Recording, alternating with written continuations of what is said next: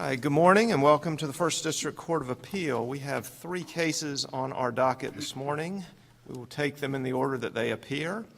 After the first case, we are going to have a recess and a break for coffee and invite the attorneys to join us in the rotunda. And with that, our first case is Genesis Ministries versus Gregory Brown. Mr. Smith, are you prepared? Yes, sir. I'm sure you're prepared. Are you ready? Yes, sir. Thank you. May it please the court. I'm Doug Smith with the Burke Blue Law Firm in Panama City. We are representing the plaintiff and appellant, Genesis Ministries, Inc. I'd like to reserve 5 minutes for rebuttal. All real property owners in Florida are on notice that they owe taxes every year unless their property is exempt. If real property is exempt, taxpayers receive a card saying it is exempt, and if it has become not exempt, they're supposed to alert the property appraiser to that fact. Whether a property is exempt or non-exempt, the property appraiser is supposed to send out trim notices, typically in late summer, to all property owners, and that gives notice to taxpayers that they can either go to the property appraiser to challenge or question their assessment or seek review from the Value Adjustment Board. Now, all taxes owed on taxable parcels are included in a county's tax roll, and that has to be submitted and approved by the Department of Revenue every year. Exempt properties are not on the tax roll. There are only 60 days after a tax roll is approved in which a taxpayer can challenge assessments and such. And that is the statute that really is at issue here for the first issue in the appeal. And that is Florida Statutes 194.171 sub 2. As I understand what we're dealing with, we essentially have two separate components of the assessment or the amount of taxes that were paid under protest that we're dealing with. The first one relates to the 2005 to 2012 tax years, and the second one relates to the 2013 tax years. Is that a fair way to look at these things? That is absolutely correct. And the 2005 through 2012 taxes were the subject of a tax lien filed by the property appraiser. And so essentially what we have as to that, the trial court found that because your suit was not filed within 60 days of the tax lien, it was barred by the statute you just referenced, correct?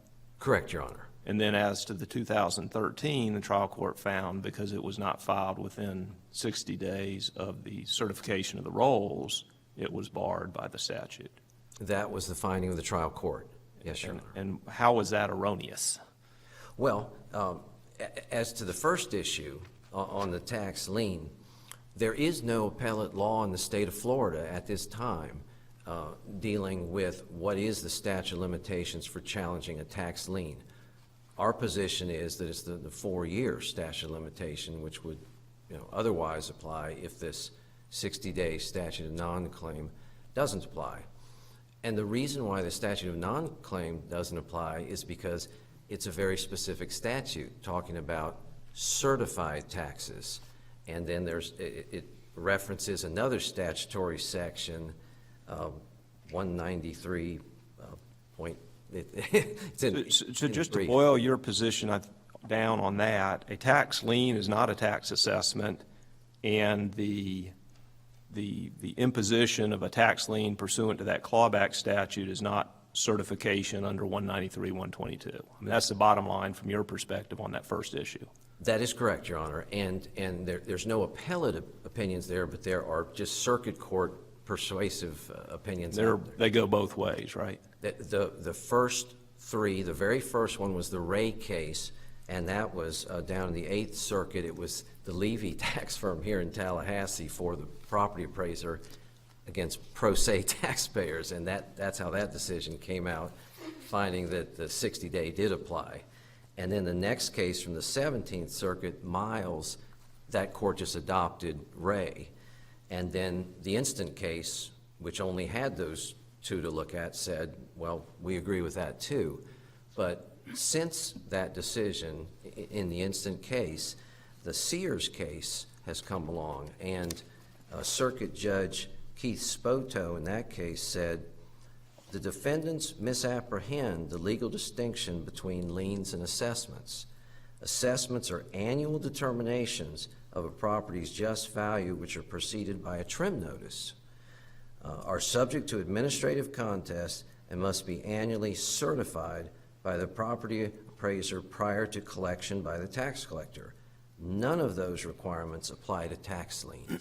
If I could ask you a question, other than the filing of the tax lien for 2005 to 2012, other than that filing, what other notice was given to the taxpayer that they may be on the hook for 7, 8 years worth of prior taxes? Nothing. That's it? That's it. And if you look at it, and it's in the record, of course, there's no notice saying you have 60 days to do something. There's nothing. Isn't there a statute that says that they have to provide some notice, and if the notice isn't provided, it's invalid? That's what we cited in our brief, and I'm going to get to that regarding the 2013 taxes. Before you do, back on the tax lien, it said something to the effect of the rationale for this is explained in an exemption renewal notice or something like that. I couldn't find that exemption renewal notice, if I'm using the term of art that was in there, in the record. And we haven't seen it. I mean, I think from Genesis Ministries' position is they claim they don't have it, they didn't make it part of the record, and the property appraiser never put it into the record. I'm assuming a paper card came out saying you've got your exemption, because it's an automatic renewal thing. This Christian church and school had religious exemption since the 1990s. And the reason why it's 05 through 12 is they can only claw back so far, I think 7 years. Right, but if I understood correctly, the inference in the tax lien, it was the reason we're doing this to you is set forth in the exemption. And I may not have the words correctly, I don't have the paper in front of me, but so your representation is consistent with my review of the record. Whatever explanation was cross-referenced in the tax lien is not part of our record. That's right. Now later, and one of the things the property appraiser refers to in his brief, there was an exchange of letters by counsel. Genesis Ministries had an Ohio attorney write a letter to the property appraiser saying, we don't think this is right, we don't think this is fair. And the property appraiser's attorney in November of 2013 sent a letter back saying, well, we think it is fair because of blah, blah, blah, you know. And so, but that ties into the issue about the 2013 taxes. And on the surface, those would be certified taxes, so normally subject to 194.171 sub 2. But in this case, the most important fact is that there's a procedure that the property appraiser must go through for disapproving an exemption, and it is found in 196.193 sub 5, and it talks about the notice that has to be given. And there's a specific Department of Revenue form 490, which must be given to the taxpayer for this denial of an exemption. And so I guess that goes to the question I had. If there exists what was cross-referenced in the tax lien notice that was in February of 2013, if there existed that form, if that's what they're intending to refer to, that said you don't get this exemption for these reasons, right, wrong, or indifferent, this is our rationale. That occurred prior to the July 1 date and theoretically had all these notices in it, but if it's not in our record, that would be something it would need to go back and figure out. I mean, I guess my question is... Doesn't exist, Your Honor. They didn't do it. Well, we know our record doesn't show that they did it, but there's at least something in that tax lien suggesting an explanation was given. well, let me ask it hypothetically. If an explanation was given in whatever that form was that complied with this statute that happened before July 1st, you would agree your 2013 tax suit would be barred? Yes, sir. If No, if's a big word, but if. right, it's a hypothetical, because the tax lien was February 2013. If between February 2013 and July 1, 2013, the Form Department of Revenue 490 had been given, and then that would have given notice of where you can, value adjustment board, or what you can do to appeal that decision, and Genesis Ministries didn't do anything within the 60-day, they'd be barred by that. And what about claim. what about the earlier years with the exemption removal notice, if it were in the record and if it had been provided along with the notice of tax lien, would that have had any effect? Absolutely not, because they're still not certified taxes, and that's the critical distinction. And, you know, all the case law we cite in our brief about the tax statutes have to be strictly followed, and courts can't say, well, in fact, one of the circuit court decisions said, well, filing the tax lien was tantamount to making it certified. That just doesn't hold up to legal scrutiny at all.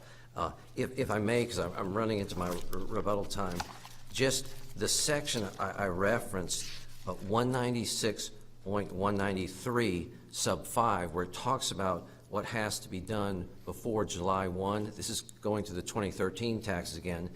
At the end of B, it says, if a property appraiser fails to provide a notice that complies with this subsection, any denial of an exemption or an attempted denial of an exemption is invalid.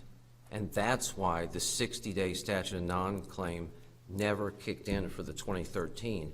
And that was the Chehaki case we cited that has similar rationale. I'd like to reserve the rest of the time for rebuttal. Thank you. And thank you.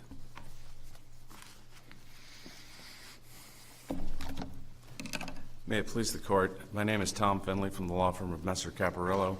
We represent the property appraiser of Santa Rosa County, Gregory Brown. Seated with me at council table is Timothy Dennis from the Department of Revenue. I'd like to start with the tax year 2013 because I think it's a clear affirmance.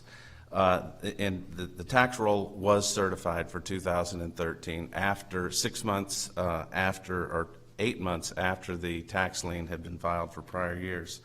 The tax roll was certified. These taxes were on the record. This is no different than any other case, and the 60 days ran without a lawsuit. Well, isn't the difference that there's a denial of the exemption here? Well, the notice issue is they're confusing. The Chehaki case that this court issued talked about the notice of the publication of the certification of the tax rolls. If that is missed, then the 60 days can be extended. There is no requirement that that affects the 60 days about notification of the denial of the exemption. Here's the difference. In 196-193, which is the statute that he is citing, there are provisions about the annual application or the application for the exemption in the first instance. And if that's denied, there has to be a writing before July 1st saying that it's been denied. This case, however, involves 196-191-9, which provides very clearly that if there is, now with religious institutions, you don't have to file an application every year. Once it's granted, it continues on automatically. So 196-0119 talks about when the owner of the property is granted an exemption who is not required to file an annual application. That's this case. And the property appraiser determines that they were not entitled to the exempt status, they have the authority to file the tax lien. Now, I think, Judge Wetherell, there's a little confusion on the notice. In the tax lien, as you said, there is a reference to some other prior notice of the reasons for the denial.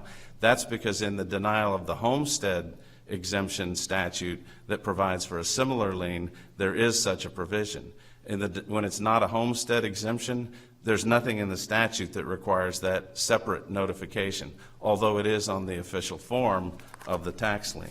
Well, I guess that then seems to prove the point that the taxpayer was never notified that why their exemption was denied. Well, in this case, as a practical matter, first of all, there's the lien, and in the lien itself, it says that they are not legally entitled to receive said exemption. Then there's the certification of the tax roll in October 2013 for 13. And then there's a letter that is in the record because the plaintiff attached it to their complaint, where there's an explanation from other counsel for the property appraiser. That occurred after July 1st. That so- was correct, yes. It occurred in Explain to me- November. Hold on a second. Explain to me again how you believe that this 196.193.5 does not apply here. Okay. 196.193.5, if you look above it, subsection 3, it says, upon receipt of an application for exemption, the property appraiser shall determine the following.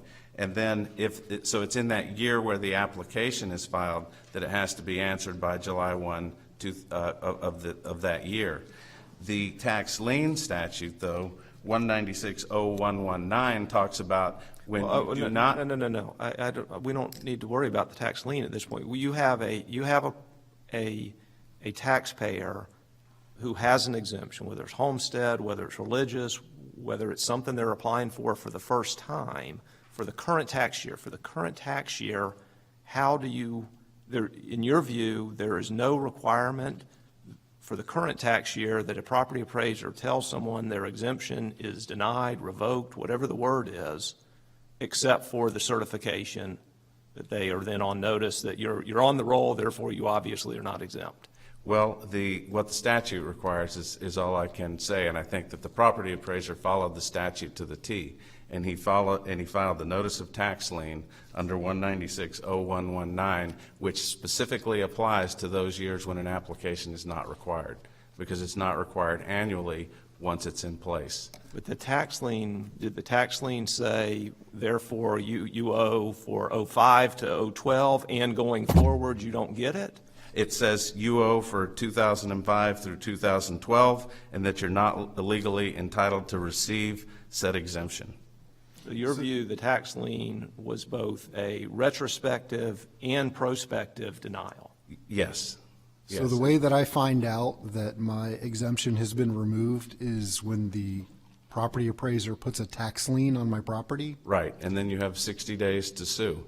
And I would submit that it's not any different than the certification that requires on an annual basis, because per the form, it is an official form of the Department of Revenue, and it is certified under penalty of perjury that it is correct, and then you would have an opportunity to sue. So I don't think there's any more harsh result than there would be if you were denied an exemption in the first year. The roll is certified. There's no individualized notice required to individual taxpayers. It's just required that the certification be done, that it be published, and that it be posted at the property appraiser's office. So it's they would have 60 days also. So it's no different than in the normal situation, 60 days. So I think. But describe the filing. Someone fills out this tax lien form and files it in the public records. That's it, right? Right. So where's the due process? Where's the notice to the property owner, other than constructive notice, but that somehow the last 10 years' worth of exemptions are now being wiped out, perhaps in 60 days if we don't act? This is a notice of a tax lien, so that's the notice to the taxpayer. He has an opportunity to challenge that within 60 days. Well, most people, I don't search my property records on every 60 days to see if someone's filed something. How is someone supposed to know about this? This goes to the taxpayer.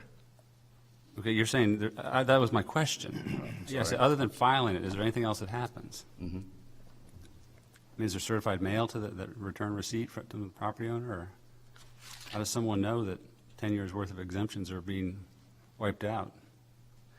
Well, there is a tax lien that is filed. The taxes are against the property, and that's the notice that's required by statute. Well, let me ask this,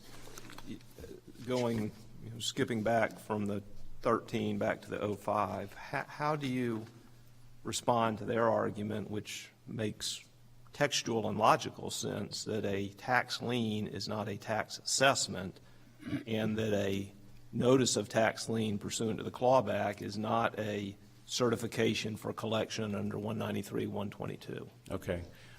First of all, in this case, the taxes became delinquent in 2013, so we have a separate argument.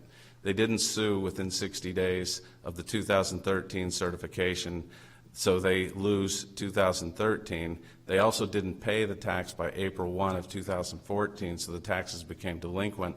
Under 194-171-5, that divests the court of jurisdiction entirely.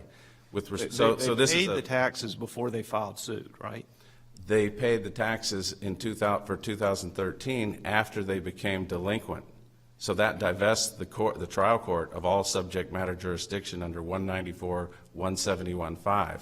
So we don't have to. You read that statute to say that as soon as taxes become delinquent, even if you pay them before you file suit, the trial court is without jurisdiction. That's not me. That's many cases, including Ward v. Brown, the Supreme Court case, and the legislature has determined that if you do not pay your taxes, the good faith payment of taxes, by within 60 days before you file suit, the court doesn't have jurisdiction. Moreover, if you don't make that good faith payment of taxes by April 1st of the following year, they become delinquent, and all prior years, the court's also divested of jurisdiction for all prior years.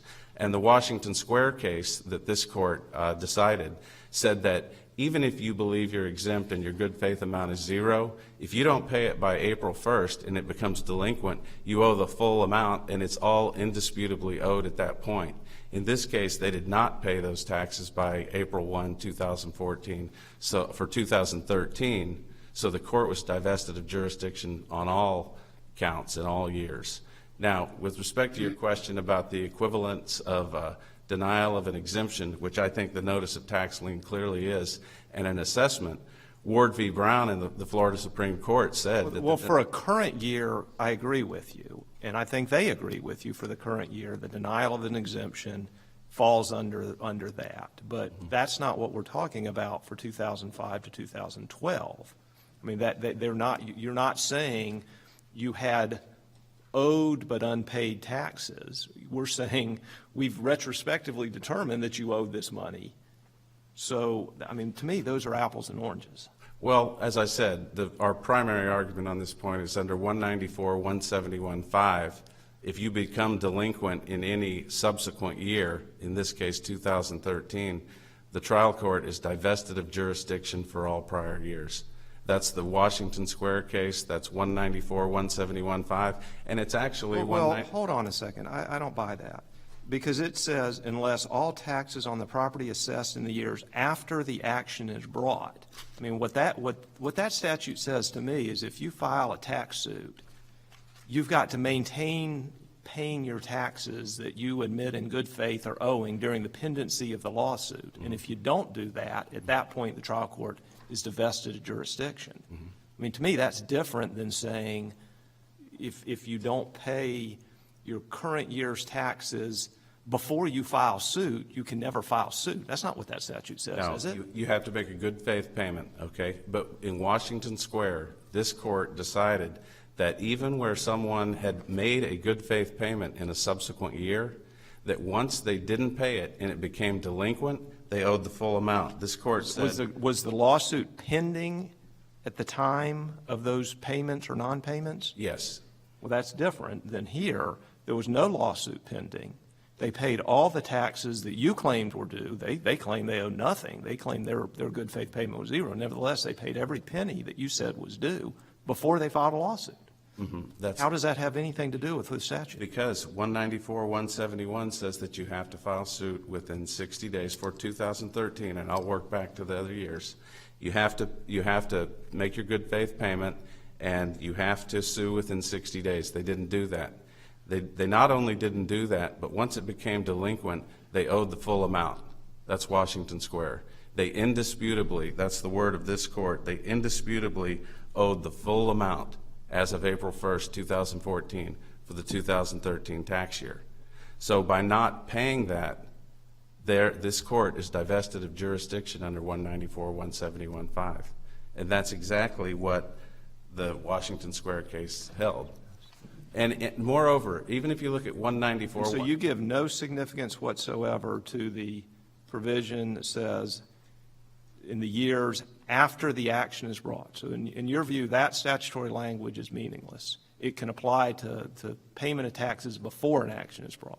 Well, I think in this case, he sued, he put both issues in one case. So I don't think they should be allowed to manipulate that statute by filing them all together. But 194-171-3 doesn't talk about successive years or prior years or anything. It says you have to pay your the amount of tax that you owe before you can sue. And that's what they did here. No, within 60 days. Within 60 days and before you can sue. I don't see 60 days in 3. Well, it's in the other part. It's in 194-171-2. Right. There's a 60-day requirement.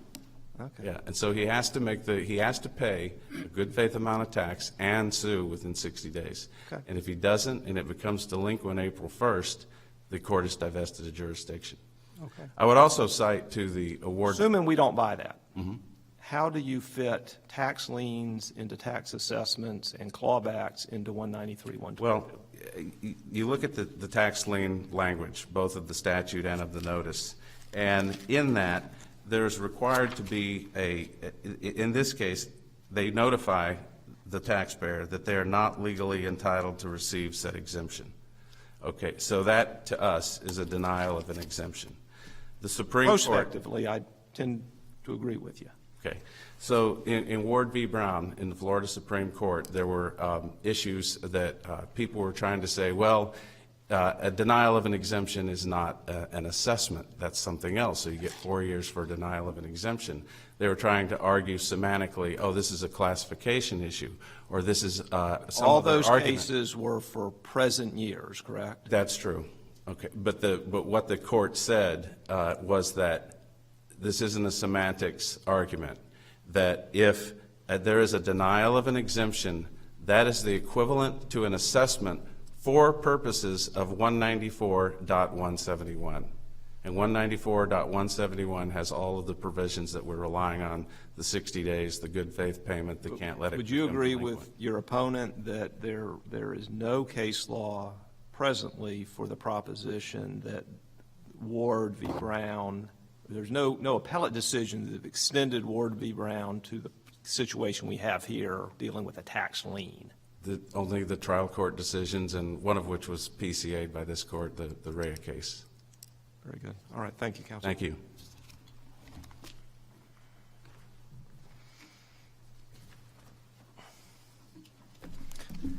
May it please the court. First of all, as to the Ward case dealt with taxpayers who were seeking an exemption. They didn't have it, and therefore, in other words, their taxes were on the tax roll certified every year. That's why the 60-day statute of non-claim applied to Ward.